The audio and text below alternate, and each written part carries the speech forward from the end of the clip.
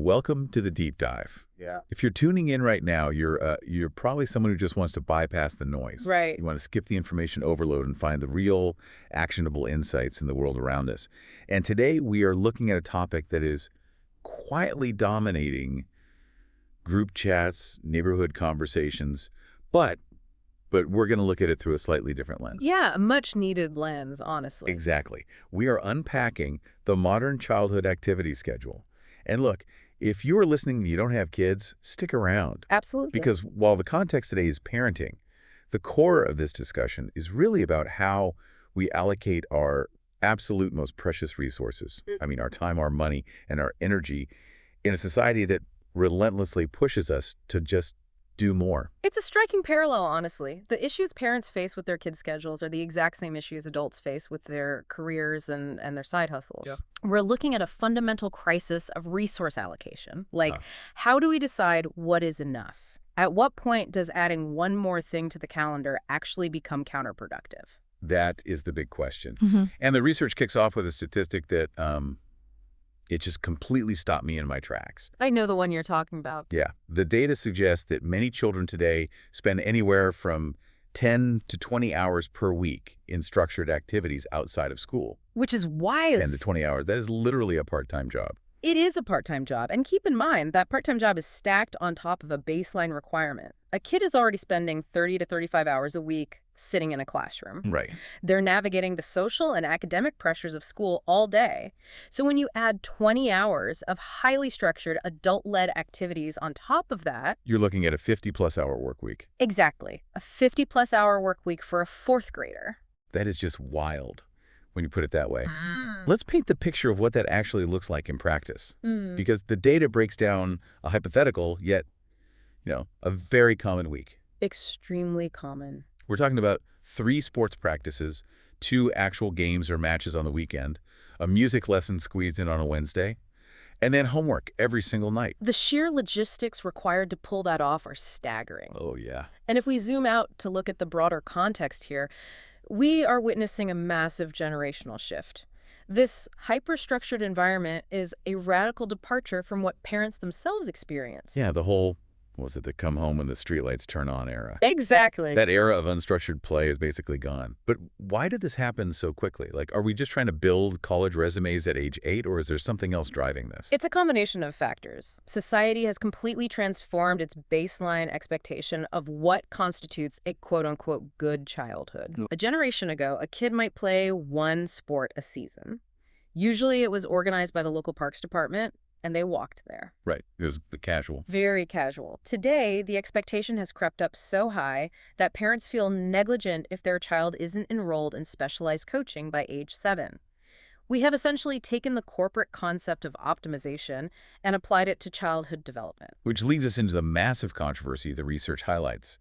Because of this intense time commitment, there's a serious backlash brewing. The pushback is real. I was reading the section on the one sport rule, and my immediate thought was, isn't that putting all your eggs in one basket? Well, that's the debate. Right, because the idea is that parents are forcing their kids to focus deeply on just one primary activity per season instead of juggling 3 or 4. It's a compelling pushback against the status quo. The pro-one sport camp argues that this singular focus acts as a protective measure against physical and mental burnout. Okay, that makes sense. When a child isn't sprinting directly from a swim meet to a baseball game, they actually have time to rest, to recover, and to just be bored. Which is important. Crucial for cognitive development. I get the burnout argument, I really do. But what about cross-training? If my kid only plays baseball from the time they are 7, aren't they going to get an overuse injury? Or honestly just end up hating baseball by the time they hit high school? That is the exact counter-argument presented by the multi-activity camp. And they make some very valid points. Yeah, the critics of the one-sport rule. Right. They argue that early specialization is incredibly risky. Their stance is that exposure to a wide variety of activities is non-negotiable for holistic development. Because they need variety. Exactly. Juggling different sports or arts helps kids discover hidden passions they might never have stumbled across otherwise. It builds a much wider variety of physical and cognitive skills. It's like physical cross-training, but for your brain and social life as well. Yes, keeping them socially engaged with entirely different peer groups is a huge factor. You have your theater friends, your soccer friends, your coding club friends. Diverse groups. It prevents a child's entire identity from being tied up in just one pursuit. If the baseball season goes terribly, but they are also in the school play, their entire self-worth doesn't collapse. I love that point. And for you listening, this is the absolute classic depth versus breadth dilemma. It really It's is. something anyone who loves learning constantly navigates. Yeah. Think about it. Do I want to read 10 books on 10 different topics this month to get a broad, general understanding of the world? Or do I want to read 10 books about one highly specific historical event to become a total subject matter expert? The tension between becoming a generalist polymath versus a specialized expert. Right. We face this in our adult hobbies. We face this in our career paths. Do you want to be a manager who knows a little about every department, or the singular coding genius who only knows one language but knows it better than anyone else? Yeah. Now, parents are forced to navigate this existential crisis on behalf of a 10-year-old on a Tuesday afternoon. And the research suggests that the real problem we are facing might not actually be the fundamental philosophy. Whether you choose the one-sport route or the multi-activity route, the real issue is the process of how that schedule gets built in the first place. Oh, this is where it gets incredibly relatable. Doesn't it? Because nobody sits down at the kitchen table on a Sunday with a blank calendar and says, let's design a week that leaves us all utterly exhausted, eating drive-through dinners 4 nights a week, and crying in the minivan. No. Nobody does that on purpose. No one does. The mechanism at play here is called schedule creep. It's a gradual, almost imperceptible process. The snowball effect. You sign up for one activity, let's say a weekend soccer league, great. Then the coach mentions a Thursday evening skills clinic that would really help. So that quietly becomes activity number 2. Just one more thing. Right. Then the school starts a Tuesday robotics club, and your kid loves building things, so you sign up for that. Suddenly, without ever making a conscious, high-level strategic decision, the family calendar is entirely maxed out. And that leads to a very specific danger, which the text highlights quite well. When families hit this breaking point of schedule creep, the parents effectively transition from being caregivers to being logistics managers. Wow. The cognitive load shifts entirely to execution. You basically become an Uber driver and a personal assistant. Basically. You are so focused on getting from point A to point B on time, making sure the right uniform is washed, ensuring the cleats are in the bag, packing enough snacks, Just surviving. right, that it becomes incredibly hard to step back and actually observe the human being sitting in the back seat. You miss the signals entirely. You do. Because you are surviving on logistics, you completely overlook the mixed signals that kids inevitably start displaying when they are overwhelmed. The research gives some really vivid examples of what these mixed signals look like in reality. You might have one activity that truly energizes a child. They get in the car after practice, and they are bouncing off the walls, talking a mile a minute, totally lit up. We've all seen that. But then you have another activity, maybe one they've been doing for 3 years, that leaves them chronically drained. They drag their feet getting out the door. They complain about minor aches and pains to get out of it. They are completely disengaged, just staring into space during the practice. And when you finally pause long enough to notice those signals, you are forced to ask some very uncomfortable questions. Yeah. Is the child actually enjoying this anymore? Is this massive time investment actually yielding any developmental return? Or, and this is the toughest pill to swallow, are we simply staying busy for the sake of being busy? That's the sunk cost fallacy kicking in, right? We've already bought the gear. We've already done this for 3 years, so we have to keep going. We're maintaining the illusion of a good, active childhood, even if it's making everyone miserable. But the material we are reviewing doesn't just leave us with this existential dread. It actually points to a specific methodology to solve this, using a platform called ACTIQO. That's ACTIQO, pronounced ACTIQO, and you can find it at gettactico.com. Moving from subjective parental guilt to objective data. Right. Instead of just guessing based on the vibe in the car ride home, or arguing with your spouse about whether a sport is worth it, this framework shifts families toward observing long-term patterns. It tracks 4 specific data points over weeks and months. Let's break down those 4 signals because this is where the framework becomes highly actionable. The first signal is time investment. And it's critical to note that time isn't just the 1-hour practice block on the calendar, we were talking about the holistic time drain. Yes. It's a 30-minute drive there in rush hour. It's the 30-minute drive back. It's the time spent getting ready and the time spent recovering on the couch afterward because they are too tired to do their homework. The holistic time is almost always double what parents estimate. Easily. The second signal is cost. This seems straightforward, but much like the schedule, costs creep up. It is rarely just the initial registration fee. Never. It's the upgraded gear halfway through the season, the travel expenses for away games, the mandatory team fundraisers. The third signal is the one that really caught my attention: energy and enjoyment. This brings us back to those mixed signals. Are they energized by the activity or depleted by it?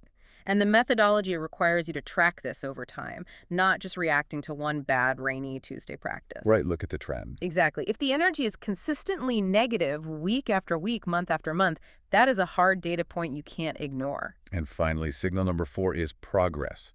Are they actually getting better at this skill, or have they completely plateaued and are just going through the motions to appease you? When you combine these 4 signals, time, cost, energy, and progress, you start to build a comprehensive picture of your return on investment. And we aren't just talking about a financial return, but an emotional and developmental return. So wait, let's get into the mechanics of this. The research talks about calculating a family activity balance score. How does this actually work in practice? Is it a literal math equation? It is a framework. Like, if my kid absolutely loves travel hockey, but it costs $5,000 a season and eats up our entire weekend, does the high energy score cancel out the massive time and cost drain? It functions very much like a corporate ROI matrix, but applied to family joy and development.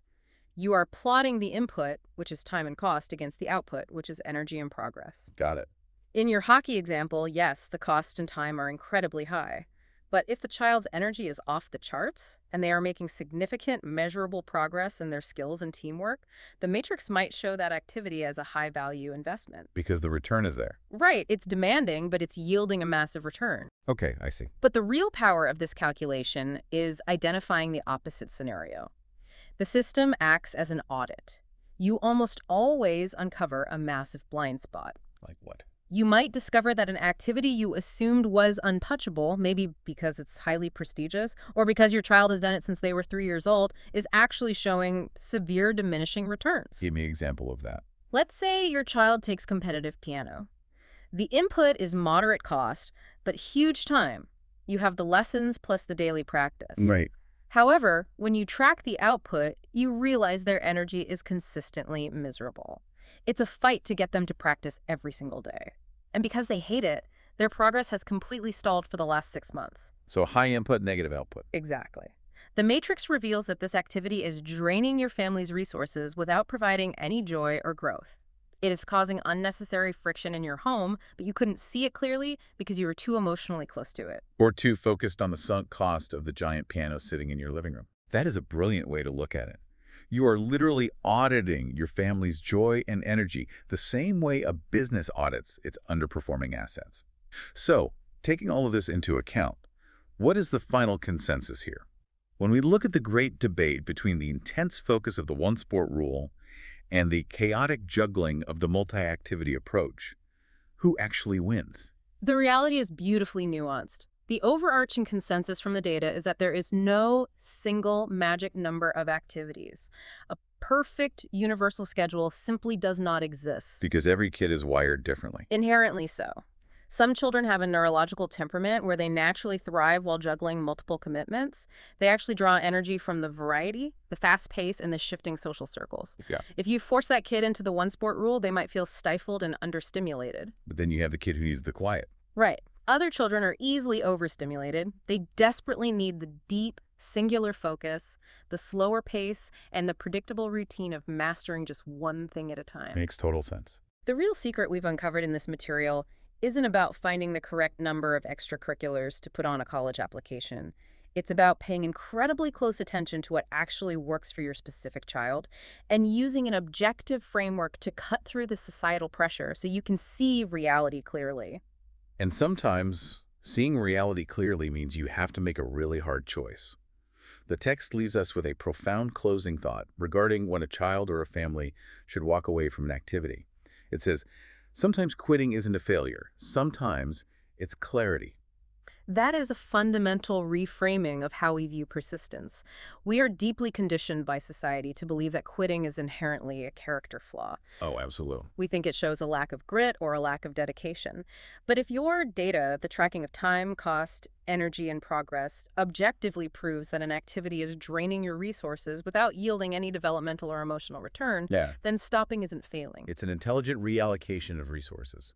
That's exactly what it is. It's freeing up that wasted time and energy to invest it into something that actually brings your child joy. Or, frankly, just giving them the time to rest. Yeah. It takes courage to quit something when all the other parents are pressuring you to stay in the league. But that's what clarity looks like. I am definitely writing down intelligent reallocation of resources. It completely removes the guilt from letting something go. Hmm. And it brings me to one final provocative thought I want to leave you with today. We have spent this entire deep dive talking about children and their after-school schedules. Hmm. But if these four signals, time, cost, energy, and progress, are so incredibly revealing for a 10-year-old's baseball schedule, what would happen if you applied them to your own adult life? That is a compelling thought experiment. We are often just as guilty of schedule creep as the kids are. Think about it. If you sat down right now and ran an objective ROI matrix on your own calendar, what would it reveal? If you calculated your own activity balance score for your side hustles, your networking events, your volunteer work, your book clubs, what would it say? Are the things filling up your evenings and weekends actually giving you a return on energy and progress? Or would your score reveal that you aren't actually thriving at all? Wait, I mean, you are just staying busy because you're afraid of what happens if you stop. Something to chew on. Thanks for taking this deep dive with us. We'll see you next time.